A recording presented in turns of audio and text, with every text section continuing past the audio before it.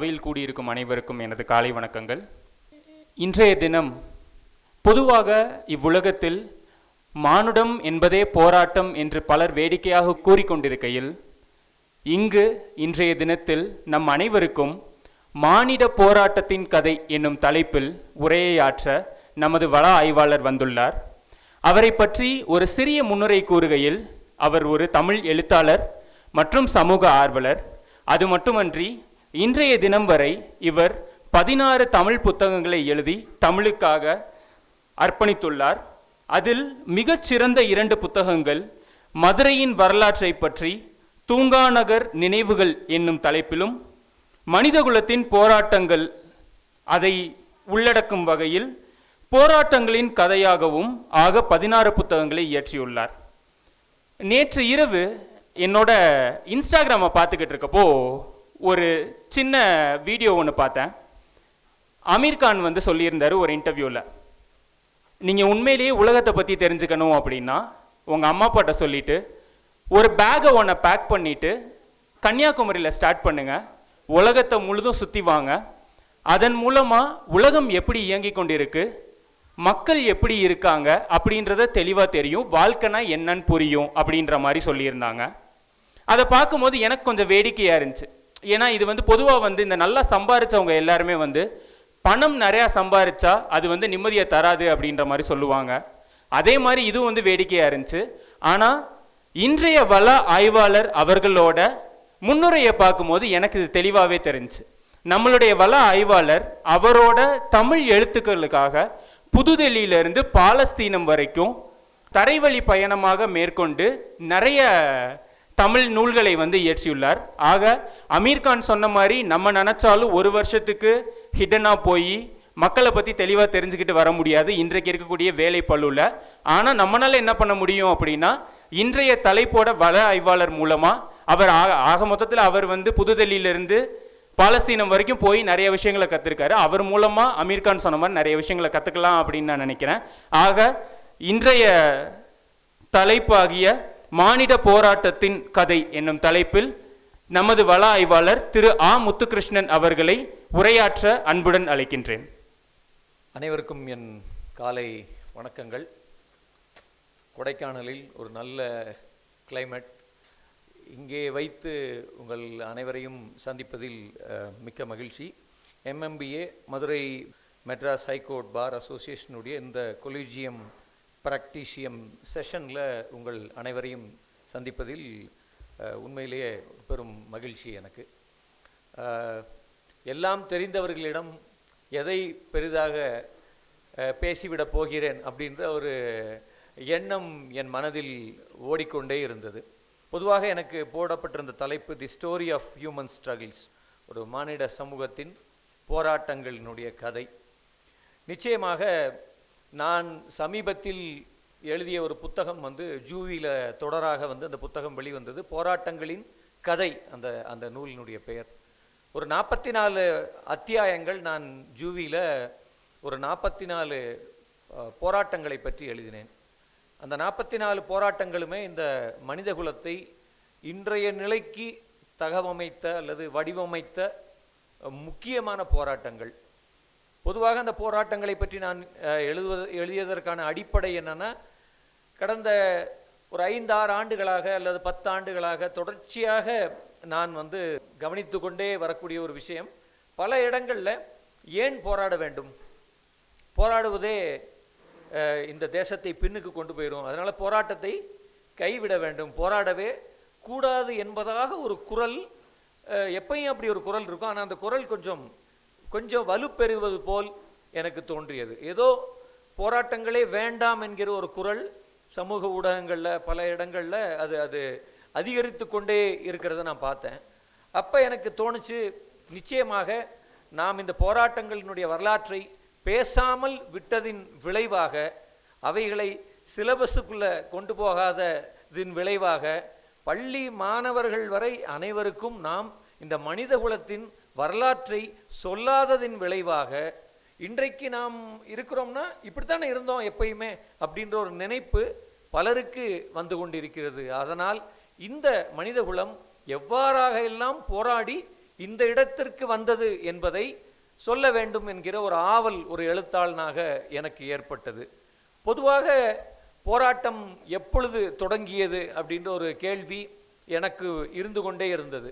அப்போ நான் இந்த மனிதகுலம் எப்பொழுது போராடத் தொடங்கியது என்பதை நீங்கள் எடுத்துட்டு போய் பார்த்தீங்கன்னா, ஏறக்குறைய ஹோமோசேப்பியன்ஸாக நாம் ஒரு மனிதனாக மாறிக்கொண்டிருந்த நேரமே நம்முடைய போராட்டங்கள் தொடங்கிவிட்டது. அன்றைக்கே நம்ம போராட்டங்கள் எல்லாம் தொடங்கிவிட்டது.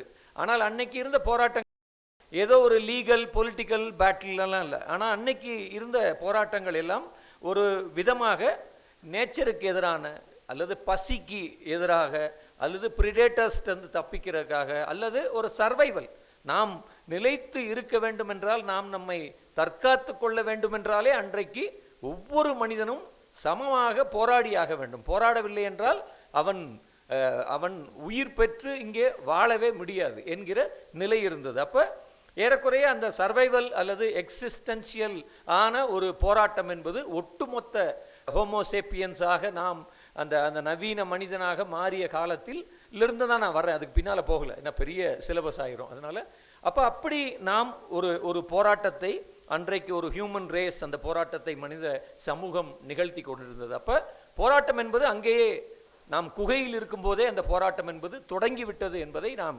அடிப்படையில் புரிந்து கொள்ள வேண்டும். அதற்கப்புறம் நம்ம பார்க்குறோம், மனித சமூகங்கள் ஹியூமன் சொசைட்டிஸாக நம்ம உருமாறிட்டோம், நாகரிகம் அடைஞ்சிட்டோம்.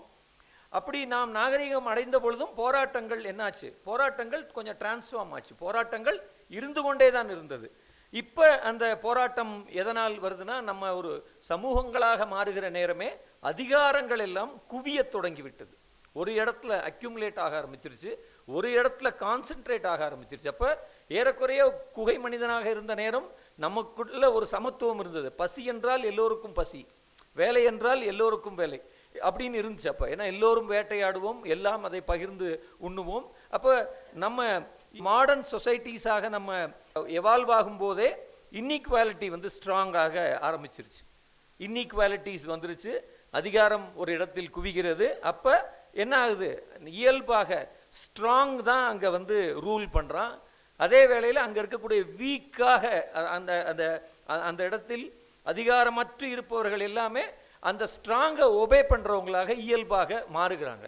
அப்போ அங்கேயும் இந்த இன்இக்வாலிட்டி என்கிற ஒரு விஷயம் ஆரம்பித்தது. அது இன்னும் கூர்மை அடைந்து அடுத்த கட்டத்தில் ஸ்லேவரி வந்துடுது. உலகம் முழுக்க பார்க்குறோம், அதிகாரமும் சொத்தும் ஒரு இடத்தில் குவிகிற போது அங்கே எல்லா இடங்கள்லையும் நம்ம பார்க்குறோம் ஸ்லேவரியுடைய அளவு மாறிக்கொண்டே இருந்தது. ஆனால் ஒரு மிகப்பெரிய அளவில் அதிகாரம் மேலே அமர்ந்து கொண்டு இந்த இந்த கீழே இருக்கக்கூடிய மக்களை எல்லாம் கடுமையாக அவர்கள் அடிமைகளாக நடத்தியிருக்காங்க. அடிமைகள் எப்படி வணிகம் செய்யப்பட்டார்கள், அடிமைகள் எவ்வாறு கப்பல்களில் நாடு விட்டு நாடு ஏற்றி செல்லப்பட்டார்கள் என்பதெல்லாம் தனி சிலபஸ். அதற்குள்ளே நான் இப்பொழுது போவதில்லை. அதை பற்றி நீங்கள் உங்களுக்கு விருப்பம் இருந்தால் நீங்கள் படித்து கொள்ளலாம். ஆனால் உலகம் முழுக்க நம்ம பார்க்குறோம், அந்த நேரமும் மிகப்பெரிய போராட்டங்கள் நிகழ்ந்திருக்கிறது. நம்ம இன்னைக்கு ஈஜிப்ட பிரமிடுகளை பார்க்குறோம்.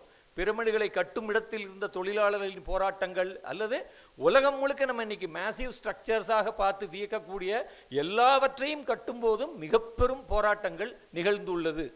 நிறைய எழுத வேண்டியது இருக்கு அதெல்லாம் பற்றி. அப்படி நிறைய போராட்டங்களை அங்கே மக்கள் நடத்தி கொண்டிருந்தார்கள். அப்போ இன்னைக்கு நம்ம பார்க்கக்கூடிய மரியாதை, சுயமரியாதை அல்லது மனித மாண்பு, அதுக்கெல்லாம் அந்த வார்த்தைகள் எல்லாம் நான் இந்த போராட்டங்களில் எட்டி கூட பார்க்கல. அங்கேயும் பசிக்கும் உழைப்புக்கான ஊதியத்திற்குமான வாய்க்கும் வயிற்றுக்கும் எட்டாத அளவில் மனிதன் அன்னைக்கு போராடிக்கிட்டு இருந்தான். அப்போ இன்னைக்கு நாம் சொல்லக்கூடிய இந்த வார்த்தைகளுக்கெல்லாம் அன்றைக்கு எந்த நிலையும் இல்லை. அதே வேளையில் இந்திய சூழல் எப்படி இருக்கு அப்படின்னு பார்த்தா, இந்திய சூழலில் இந்த ஸ்லேவரி என்கிற விஷயம் என்பது வேறொரு ஸ்ட்ரக்சரலான ஒரு வடிவத்தோடு இருந்தது. அதுதான் நாம் அனைவரும் அறிந்த சாதி. அது சாதியாக இங்கே இருந்தது. அது ஒரு Indian method of slavery or exploitation கூட நம்ம அதுக்கு விளக்கங்கள் சொல்லலாம். அப்போ இங்கே அது இன்னும் ஸ்ட்ரக்சர்டாக, இன்னும் ஆழமாக, இன்னும் அழுத்தமான விதிமுறைகள் கொண்டதாக, இங்கே பாகுபாடுகள் அனைத்தும் ரொம்ப ஸ்ட்ரக்சர்டான விதிமுறைகளோடு இங்கே இருந்ததை நம்ம பார்க்குறோம். அப்போ இங்கே நம்ம பார்க்குறோம், இங்கே கல்வி மறுக்கப்படுது, சொத்து மறுக்கப்படுது, வாக்குரிமை அது வாய்ப்பே இல்லை, நீங்க இன்னும் பின்னால போய் பார்த்தீங்கன்னா ஒரு வீடு கட்டுறதுல கூட ஒரு வாசலை எப்படி வைப்பது, ஜன்னல்கள் வைக்கலாமா இல்லையா, தோல்ல துண்டை போடலாமா, துண்டு வச்சிருந்தாலும் பொது கிணற்றில் நீர் எடுக்கலாமா, ஊர் தெருவுக்குள்ள நடக்கலாமா என்பது தொடங்கி நீங்க சட்டதிட்டங்கள் என்பது இவ்வளவு சட்டங்கள் வேறு உலகத்தில் எங்கேயும் இல்லைன்னு பார்க்குறோம். அவ்வளோ விதமான ஒரு டீக்ரேடட் இன்இக்வாலிட்டி படிப்படியாக படிநிலையாக அது இருக்கிறத நம்ம பார்க்குறோம். அப்போ அப்படியாக நம்ம உலகம் முழுக்க இருக்க போராட்டங்களை பார்க்கும்போது இந்திய சூழலில் இந்த போராட்டங்களுக்கு இன்னும் அதிகமான தேவையும் இன்னும் அதிகமான அவசியமும் இருக்கு அப்படின்றத நம்ம பார்க்குறோம். அது ரொம்ப முக்கியமாக நாம் பார்க்க வேண்டிய விஷயங்கள் என்று நான் நினைக்கிறேன். ஏறக்குறைய இன்றைக்கும் அந்த படிநிலைகள் வெவ்வேறு வகையாக தொடர்ந்து கொண்டு தான் இருக்கு. அந்த வருத்தத்தோடு தான் நான் இதை பார்க்கிறேன். ஏன் இந்த போராட்டங்களை பற்றி மீண்டும் மீண்டும் பேச வேண்டியது இருக்குன்னா, இன்னைக்கும் நாம் நம்முடைய நாளிதழ்களில் ஆணவ கொலைகளை பார்க்குறோம். ஒருத்தர் இறந்து போயிட்டா அந்த பணத்தை சுடுகாட்டுக்கு கொண்டு போக முடியலன்னு பார்க்குறோம். விதவிதமாக பார்க்கிறோம். அப்போ ஏதோ ஒரு வகையாக இந்த போராட்டங்கள் நமக்கு திரும்பி திரும்பி திரும்பி தேவையான ஒன்றாகவே இருக்கு. நாம் ஒரு சமத்துவத்தை அடையும் முறை இந்த போராட்டத்தை உயிர்ப்போடு வைத்திருக்க வேண்டிய அவசியம் இருக்கு என்பதை நாம் நாளிதழ்களை திறந்து நீங்கள் காலையில் பக்கங்களை புரட்டினாலே நம்ம ஈஸியாக ஒரு ஸ்கேனில் சொல்லிடலாம். கடந்த வகுப்பில் அவர் ஏஐ சொன்னார். ஏஐ மாதிரி நம்ம ஒரு ஸ்கேன் போட்டோம்னா தெரியும் போராட்டங்கள் அல்லது போராட வேண்டிய அல்லது சமத்துவத்திற்கான குரலை கொடுக்க வேண்டிய ஒரு அவசியமான நிலையில்தான் இன்றைக்கும் நாம் இருக்கிறோம் என்று. அப்போ அப்படியான ஒரு இந்திய வரலாற்றில் நம்ம ஒரு கட்டத்தில் பார்க்குறோம். ஜோதிபாய் ஃபுலேயை பார்க்குறோம், ராஜா ராம்மோகன் ராயை பார்க்குறோம், நாராயண குருவை பார்க்குறோம். அப்படி நிறைய சாவித்திரிபாய் ஃபுலே என்று ஏராளமான பெயர்களை சொல்லலாம். ஏறக்குறைய ஒரு பிரிட்டிஷ் அமைப்பு இங்கே அவர்களுடைய ஆட்சி நிகழ்ந்த காலத்தில் நம்ம பார்க்குறோம். நிறைய குரல்கள் முதல் முறையாக ரொம்ப ஸ்ட்ரக்சர்டாக உருப்பெறுகிறது. அவங்க எல்லாமே ஒரு சோஷியல் ரிஃபார்மாக இந்த சமூக பிரச்சனைகளுக்கான ஒரு பெரிய குரலை அவர்கள் கொடுத்து கொண்டே இருந்தார்கள். அந்த நேரம் சுதந்திர போராட்டமும் அதோடு பின்னிணைப்பாக வந்தது. அப்போ சுதந்திர போராட்டம் என்பது வருகிறது. அங்கே காந்தி, நேரு, பகத்சிங், நேதாஜி என்று ஏராளமான பெயர்களை என்னால் அடுக்க முடியும். நான் சுருக்கமாக போகிறேன். அப்படி பல பெயர்கள் வந்தாலும் அனைவருக்கும் ஒரே ஒரு நோக்கம் இருந்தது. அந்த நோக்கம் என்பது பிரிட்டிஷாரை விரட்டி அடித்து இங்கே நாம் சுதந்திரத்தை வாங்க வேண்டும் அப்படின்னு சொல்லி. அப்போ இந்த சுதந்திர போராட்டம் என்ன செய்யுதுன்னா, வெறுமனே சுதந்திரத்துக்கான போராட்டமாக இல்லை, மாறாக சுதந்திரம் வாங்கி தருவது ஒரு தூரத்தில் இருக்கக்கூடிய லட்சியமாக இருந்தாலும் அது ஒரு சமூக போராட்டமாகவும் இருந்து கொண்டிருந்தது. அப்போ சதி ஒழிக்கப்பட்டது அல்லது பல்வேறு விஷயங்களை ஒழித்தோம். அப்போ அந்த காலகட்டத்தில் சில சமூகம் சார்ந்த விஷயங்களும் இந்த சுதந்திர போராட்டத்துக்குள் இணைந்ததால் மட்டும்தான் அவ்வளோ மக்களும் வந்தாங்க. சுதந்திரம் வாங்கி கொடுங்க, பட் இப்போ எங்களுக்கு இந்தந்த விஷயங்கள்லிருந்து விடுதலை, இந்த சமூக ரீதியான இங்கே இருந்த ஒரு 2000 ஆண்டு சிக்கல்களிலிருந்தும் இந்த போராட்டங்கள் விடுதலை பெற்று கொடுத்ததால் தான் இது முதல் முறையாக ஒரு மக்கள் இயக்கமாக, ஒரு பெரிய அங்கீகரிக்கப்பட்ட மக்கள் இயக்கமாக, ஆயிரக்கணக்கானவர்கள் இந்தியா வெங்கும் தெருக்களில் திரண்டு போராடும் இயக்கமாக, அப்படியான ஒரு போராட்ட முறையை ஆயிரக்கணக்கானவர்கள் திரண்டு மகதுக்கு போய் தண்ணி எடுக்கிறது தொடங்கி அல்லது தண்டி யாத்திரை தொடங்கி இப்படி பல்வேறு விதமான போராட்டங்கள் ஜாலியான் வாலாபாக் வரை பார்க்குறோம். இதெல்லாம் இந்தியாவிற்கு புதுசு. இப்படி ஒரு மொத்தமாக இணைந்து ஒரு போராட்டத்தை, ஒரு டெமான்ஸ்ட்ரேஷனை செய்வது என்கிற ஒரு உரிமையான ஒரு ஸ்பேஸ் நமக்கு கிடைக்குது. அந்த ஸ்பேஸில் நம்முடைய தலைவர்கள் எல்லோரும் நமக்கு அந்த விஷயத்தை கொண்டு வந்தாங்க. அப்போ இந்த சுதந்திரத்தை பெறுவது என்கிற ஒற்றை நோக்கத்தோடு இந்த போராட்டங்கள் நடந்து கொண்டிருந்த நேரம் ஒரே ஒரு வாய்ஸ் இதில் டிஃபர் ஆச்சு. ஒரே ஒரு குரல் இந்த சுதந்திர போராட்டம் வெள்ளையர்களிடமிருந்து சுதந்திரம் வாங்கினால் இது இவங்க வந்தாங்க, ஒரு 150-200 வருஷமா இருக்காங்க, இவங்ககிட்ட விடுதலை வாங்குவது மட்டும் இந்த இயக்கங்களின் நோக்கமாக இருக்க முடியாது. அது ஷார்ட் சைட்டடாக இருக்கும். Getting political freedom is one agenda. ஆனால் அவர் சொல்றாரு, இந்த பிரிட்டிஷ் ஆட்சியை எதிர்த்த ஒற்றை அஜெண்டாவோடான போராட்டம் தேவையற்றது. நாம் இதற்கு அடுத்த கட்டமான ஒரு விடுதலையை இந்த சமூகத்துக்கு பெற்றுத்தர வேண்டும். அதுக்கு தான் அவர் சொல்றாரு, பொலிட்டிக்கல் ஃப்ரீடம் கிடைத்தால் பத்தாது, நமக்கு சோஷியல் ஃப்ரீடம் வேணும் அப்படின்றார். அப்போ அப்படி ஒரு குரல் முதல்ல அம்பேத்கரிடம் இருந்து தான் வருகிறது. அப்போ அவர் தான் சொல்றாரு, இந்த 200 வருஷம் இல்லை, 2000 வருட அநீதிகளுக்கான தீர்வு எப்போ கிடைக்கும், அதற்கும் சேர்த்து இதற்குள் வழிமுறை இருக்க வேண்டும் என்று சொல்லிதான் அவர் நம்ம பார்க்குறோம், அவர் கையில் கான்ஸ்டியூஷன் கொடுக்கப்படுது, அதை எழுதும் பொறுப்பை அவர் எடுத்துக்கொள்கிறார். உலகத்திலேயே இருக்கக்கூடிய அதி அற்புதமான ஒரு டாக்குமெண்ட்டை அவர் நமக்கு கொடுத்துருக்கார். அந்த டாக்குமெண்ட் இல்லை என்றால் நாம் இல்லை. அந்த டாக்குமெண்ட்டை பற்றி நான் உங்களிடம் அதன் சிறப்புகளை சொல்ல வேண்டிய அவசியம் இல்லை. அதெல்லாம் அறிந்து உள்ள ஒரு கூட்டம் என்பதால் அந்த ஏரியாவை நான் தாண்டி வந்துடுறேன். அப்போ நம்மிடம் ஒரு அரசியலமைப்பு சட்டம் என்பது நம் கைக்கு வருகிறது. அது முதல்ல அவர் சொல்றார், அம்பேத்கருடைய வார்த்தையில் சொல்வதென்றால் அவர் என்ன சொல்றாருன்னா, அது முதலில் ஒழித்தது எதனா ஒரு சூத்திரத்தன்மையை ஒழிச்சிருச்சு. இங்க இருக்க சூத்திரத்தன்மை என்று ஒன்று இருந்தது. அந்த தன்மையை அது முதலில் நமக்கு வந்தது. நமக்கு அது அடிப்படை உரிமைகளை வழங்கியது. அது நமக்கு சமூக பொருளாதார அரசியல் உரிமைகளை வழங்கியது. நமக்கு ஒரு புதிய ஒரு ஒரு ஒரு மூச்சு காற்றை, ஒரு புதிய காற்றுன்னு சொல்லுவோம். அப்படி ஒரு ஜன்னலை திறந்த உடனே அப்படி ஒரு ஜில்லுன்னு மிஸ்டியாக ஒரு காற்று உள்ளே வர மாதிரி நமக்கு ஒரு ஃப்ரெஷ்னஸ் 1948 சுதந்திரம் அடைந்த போது நமக்கு கிடைச்சது அப்படின்றத நம்ம பார்க்குறோம். அங்கே நின்ன பிறகு எனக்கு திரும்பி ஒரு எழுத்தாளனாக எனக்கு எப்பயுமே நான் எழுதக்கூடிய மேசைக்கு அருகில் அங்கே இருக்கக்கூடிய சுவற்றில் எப்பொழுதுமே நான் பார்த்து கொண்டே இருக்கிறது எதனா பிரியாம்பிளை தான். உங்கள் அலுவலகங்களில் நிச்சயமாக அது இருக்கும். எனக்கு எப்பயுமே இந்த பிரியாம்பிள் தான் என்னை இயக்கி கொண்டிருக்கக்கூடிய ஒரு விஷயமாக நான் பார்க்கிறேன். எனக்கு எழுதுவதற்கான சுதந்திரத்தை, பேசுவதற்கான சுதந்திரத்தை, இந்த எல்லா சுதந்திரத்தையும் பெற்றுக் கொடுத்த ஒன்றாக நான் பிரியாம்பிளை பார்ப்பதால் எங்கள் வீட்டில் நான் அதை பெரிய செவத்தில் டெய்லி மாட்டி வச்சிருக்கேன். அதுதான் நான் தினசரி இயற்கைக்கு எடுத்து நான் அதைத்தான் பெரிதாக மதிக்கிறேன். அதுதான் எனக்கு இந்த விடுதலையை வழங்கி இருப்பதாக நான் நம்புகிறேன். அப்போ அதில் இருக்கக்கூடிய வார்த்தைகளான சாவரின், சோஷியலிஸ்ட், டெமோக்ராட்டிக் அல்லது ஜஸ்டிஸ், லிபர்ட்டி, ஈக்குவாலிட்டி, ஃப்ராட்டர்னிட்டி, இந்த வார்த்தைகளை நான் தினசரி நான் பார்க்கறது, இது வெறும் வார்த்தைகளா அல்லது இந்த வார்த்தைகள் அர்த்தம் பெற்று விட்டனவா? இன்னைக்கு எவ்வளோ காலம் ஆச்சு இதெல்லாம் நம்ம கையில் வாங்கி? இந்த ஆண்டுகளில் இந்த வார்த்தைகளுக்கு உயிர் வந்துருச்சா அல்லது இந்த வார்த்தைகள் எல்லாம் ட்ரூ ஸ்பிரிட்டில் நடைமுறைக்கு வந்ததா என்கிற கேள்வியை நாம் ஒவ்வொருவரும் தினசரி நம்மை நாமே கேட்டுக்கொள்ள வேண்டும். நம்மை நாமே கேட்டுக்கொண்டால்தான் நாம் அன்றைய வேலைகளை திறம்பட செய்ய முடியும். டெய்லி கிளம்பும் போதே அதை பார்க்கணும். எதற்காக நான் போகிறேன், இன்னைக்கு நாள் முழுக்க அலைய போகிறேன், எதற்காக போகிறேன்? எனக்கு இந்த உரிமைகளை வழங்கிய இந்த பிரியாம்பிளினுடைய இந்த வார்த்தைகளை இன்னும் நிஜமாக்குவதற்காக, இன்னும் ட்ரூ ஸ்பிரிட்டில் அதை அமுல்படுத்துவதற்காக நாம் ஒவ்வொரு சிட்டிசனும் அதை செய்ய வேண்டிய ஒரு பெரிய வேலை நம் முன் இருந்து கொண்டே இருக்கிறத நம்ம பார்க்குறேன். அங்கே தான் நான் எப்பயுமே பார்க்குறேன். ஏன் அதை திரும்பி பார்க்கணும்? ஏன் பார்க்கணும்னா, இந்திய சமூகத்தில் ஏதோ ஒன்று மிஸ் ஆகுது. Something is missing. தொடர்ச்சியாக நான் அதை என்னுடைய இந்தியா முழுக்க நான் பயணம் பண்ணியிருக்கேன். நான் போகாத மாநிலம் இல்லை. ஏறக்குறைய நீல அகலத்தை நான் அளந்திருக்கிறேன். அப்போ எல்லா இடங்கள்லையும் நான் சமூகத்தோடு, மக்களோடு உரையாடுகிற போது, அங்குள்ள பிரச்சனைகளை பற்றி கேட்கிற போது, இந்தியாவுடைய எல்லா ஹாட் பாயிலிங் ஸ்பாட்ஸுக்கும் நான் போயிருக்கேன். ஆஸ் அ ஃப்ரீலான்சர் ஜேர்னலிஸ்ட் நான் எழுதுவதற்காக நானே பயணம் பண்ணியிருக்கேன். அருணாச்சல் பிரதேஷ்லேருந்து இங்கிட்டு காஷ்மீர்லேருந்து கோத்ரா கலவரங்களின் பொழுது நான் கோத்ராக்குள்ளேயே தெரிந்திருக்கிறேன். அப்படி இந்தியா முழுக்க நான் ஜார்க்கண்ட், சத்தீஸ்கர், ஒரிசா, நீங்கள் கேட்கும் எல்லா இடங்களுக்கும் நான் டிராவல் பண்ணியிருக்கேன்.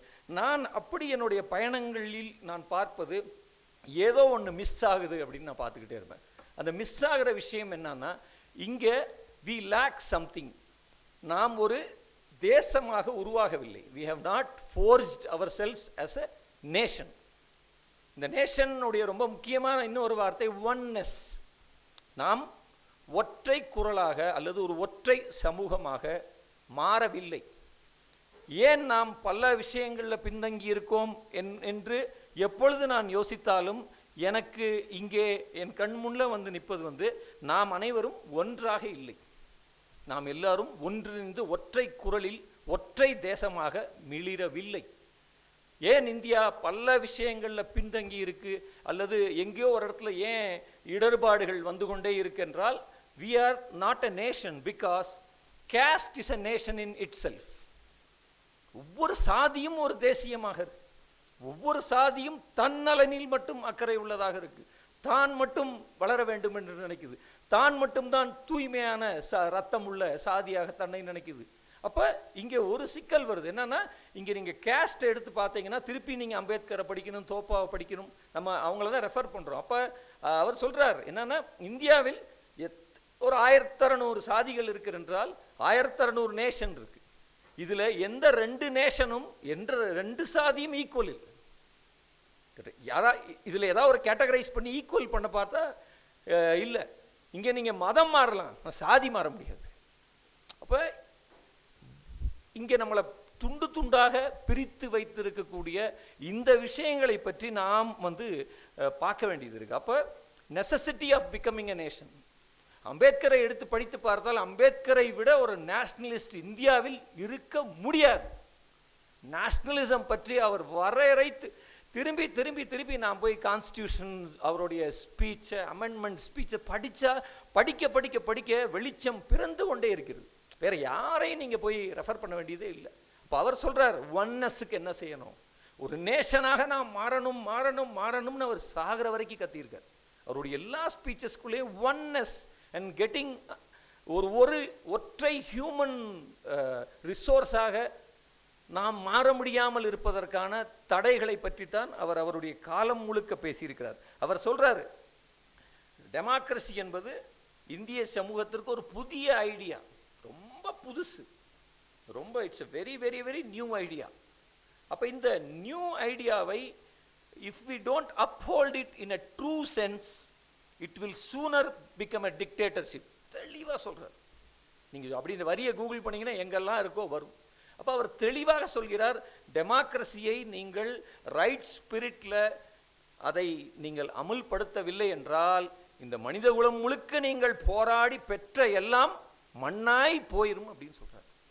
அப்போ இதற்கும் எனக்கும் சம்மந்தம் இல்லை, நான் என் தொழிலை பார்க்குறேன், நான் என் வேலையை பார்க்குறேன்னு சொல்லிக்கிட்டே இருந்தால் திடீர்னு ஒரு நாள் நாம் டெமோக்ரஸி என்கிற பதாகையை தூக்கி போட்டு ஒரு டிக்டேட்டர்ஷிப்பின் கீழ் இருக்கக்கூடிய ஆட்களாக, அல்லது இந்த மனித சமூகம் தொடர்ச்சியாக ஒரு ப்ராக்ரஸிவாக இங்கே நம்ம இன்னைக்கு நிற்கிறோமே நவீன மனிதர்களாக உருமாறி ஒரு இரவில் நம்ம தூங்கி எழுந்தால் காலையில் வேறு ஒன்றாக எல்லாம் மாறிவிடும் அபாயத்தை பற்றி தொடர்ச்சியாக அம்பேத்கர் பேசிக்கொண்டே இருக்கிறார் என்பது நான் பார்க்கிறேன். அதே போல அவர் நிறைய எச்சரிக்கைகளையும் விடுத்துக்கிட்டே இருக்கார்.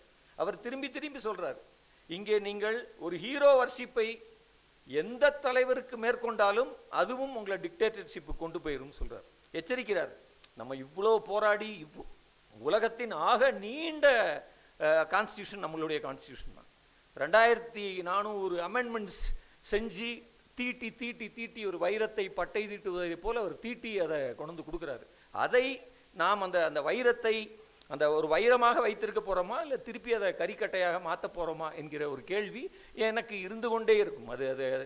அந்த கேள்வி ரொம்ப முக்கியம் என்று நான் நினைக்கிறேன். அதை நாம் ஒவ்வொருவரும் நம் மனதில் அந்த கேள்வியை கேட்டுக்கொண்டே இருக்க வேண்டும் என்று நான் நினைக்கிறேன். அதே வேளையில் அவர் சொல்றாரு, however good a constitution may be, it is sure to turn out bad because those who are called to work it happen to be bad. நீங்கள் தீயவர்களின் கையில் இந்த அரசியலமைப்பு சட்டத்தை கொடுத்துனீங்கன்னா அது முழுக்க தீமையாக மாறிவிடும். நீங்கள் சரியான ஆட்களை தேர்வு செய்யணும் மக்களே அப்படின்னு அவர் இந்திய மக்களை நோக்கி பெரும் கரிசனையோடு அக்கறையோடு சொல்லிக்கொண்டே இருக்கிறார். அதே போல இன்னொன்றை அவர் சொல்கிறார். ஒட்டுமொத்த இந்திய சமூகத்தினுடைய வரலாற்றை திரும்பி பார்த்து அவர் சொல்றார். அவர் என்ன சொல்றாருன்னா, இந்தியாவுக்கு எக்கச்சக்கமான இன்வேஷன்ஸ் நடந்தது. தொடர்ச்சியாக இந்தியாவின் மீது ஏராளமான படையெடுப்புகள் நிகழ்ந்து கொண்டே இருந்தது. அவர் சொல்றார், அந்த படையெடுப்புகள் எல்லாம் நிகழ்ந்ததற்கான காரணம் நாம் இங்கே ஒற்றை தேசமாக இல்லாதது தான். நாம் we are not a nation. இன்னொன்று அவர் என்ன சொல்றாருன்னா, இந்த எல்லா இன்வேஷனையும் அவர் ஸ்டடி பண்றாரு. இந்தியாவின் மீது படையெடுத்த அனைவரையும் அவர் ஸ்டடி பண்ணி அவர் என்ன சொல்றாருன்னா, இது எல்லாவற்றுக்குமே காரணம் ட்ரெச்சரி பை தி இன்சைடர்ஸ் அப்படின்றார். உள்ளுக்குள்ளிருந்து காட்டி கொடுப்பவர்கள் இருப்பதால் தான் இந்த இத்தனை இன்வேஷன்ஸும் நடந்திருக்கு அப்படின்றார். அப்போ நாம் ஒற்றுமையாக ஒன்றாக இல்லாததால், நாம் துண்டு துண்டாக இருப்பதால் காட்டி கொடுப்பவர்கள் உள்ளே இருந்து கொண்டே இருக்கிறார்கள். காட்டி கொடுப்பவர்களால் மட்டும்தான் இன்வேஷன்ஸ் நடந்திருக்கு. அவங்களுக்கு இன்டெல் இல்லைன்னா அவங்க உள்ளே வர முடியாது. அப்படி இது ஒரு முக்கியமான விஷயமாக சொல்றாரு. இதுதான் ரீசன் ஆஃப் ஆல் இன்வேஷன்ஸ் அப்படின்னு சொல்றாரு. அப்புறம் அவர் திருப்பி சொல்றாரு, treachery could become the reason for all the fall of the constitution அப்படின்னு ஒன்று முடிக்கிறார். அங்கல்ல, இங்கேயும் இந்திய அரசியலமைப்பை எல்லோரும் அப்ஹோல்டு பண்ணலேனா இந்த கான்ஸ்டிடியூஷன் வீழ்வதற்கான எல்லா வாய்ப்பும் இருக்கிறது அப்படின்னு அவர் சொல்லிக்கிட்டே இருக்கார். அப்போ இங்கே தான் நான் என்ன நினைக்கிறேன், we need to seriously think of ways and means of realizing the goals. இந்த கான்ஸ்டிடியூஷனை, இந்த சமத்துவத்தை, இந்த விஷயங்களை திரும்பி திரும்பி திரும்பி நாம் தூக்கி பிடிப்பதற்கான வழிமுறைகளை ஆராய்ந்து கொண்டே இருக்க வேண்டும். வேறு யாரையும் விட அந்த அந்த ஆராய்தலை தெளிவாக அல்லது அந்த போராட்டங்களை மிக தெளிவாக நான் நினைக்கிறேன் அட்வொகேட்ஸால், வழக்கறிஞரால் தான் செய்ய முடியும் என்று நான் நினைக்கிறேன். எனக்கு பல நேரங்களில் தோணும், நான் ஒரு என்ஜினியரிங் முடித்தேன், அப்புறம் எங்கிட்டோ மொழி படித்தேன், எங்கிட்டோ எழுத்தாளரெல்லாம் ஆகிட்டேன். எனக்கு பல நேரங்களில் தோணும், ஒன்று சாரை பார்க்கும்போது ஒரு பேராசிரியர் ஆயிடணும்னு தோணும்போது, எனக்கு என்னுடைய அட்வொகேட்ஸ் உடைய சேம்பருக்கோ ஆஃபீஸஸ்க்கோ போகும்போதெல்லாம் தோணும், மிஸ் பண்ணிட்டோம் நம்ம ஒரு ஏன்னா ஏன் நினைக்கிறேன்னா, இந்த சோஷியல் சேஞ்சுக்கான ஒரு மிகப்பெரிய டூலாக நான் உங்களை பார்க்குறேன், உங்கள் கையில் இருக்கக்கூடிய கான்ஸ்டியூஷனை பார்க்குறேன். அல்லது அந்த கான்ஸ்டியூஷனை உங்களை விட யாரும் பெட்டராக ப்ளே பண்ண முடியாது, நீங்களாம் அதோடைய மாஸ்டர்ஸ்.